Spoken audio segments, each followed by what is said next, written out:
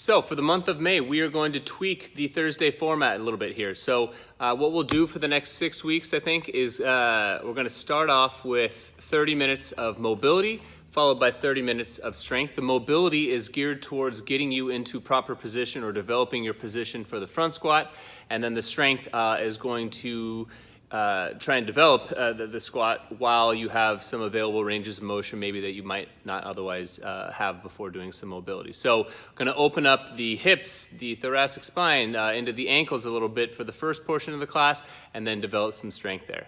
So first portion here is just going to be the kettlebell elements that we're going to use in the mobility cycle. This is more, I guess, for activation than mostly mobility. But 3 movements. We've got the kettlebell swing, we've got some suitcase deadlifts, and then we have a Russian baby maker sequence. So I'll show you all 3.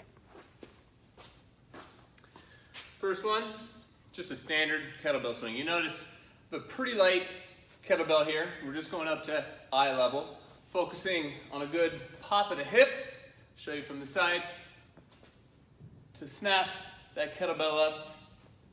You're going to go for a full minute here, followed by a couple of other drills, so we don't need to go too heavy. So just a standard Russian kettlebell swing. Then we're going to do some suitcase deadlifts. This will be for a minute again as well. I'd say 30 seconds on one side, followed by 30 seconds on the other. Just holding the kettlebell at your side, trying to reach it down, touch right outside of your instep or the logo on your shoe without losing the tension in your back. So we're going to do 30 seconds on one side, 30 seconds on the other. Show you a little side profile. Try and touch without losing tension in the back. If you find that you can't quite go all the way down without rounding your back, then just shorten the range of motion. You can use a bumper or just kind of go until a coach tells you that you've lost or you're starting to lose some of that lumbar control. And then the third element is going to be a Russian baby maker. So grabbing that kettlebell, you're going to squat all the way down.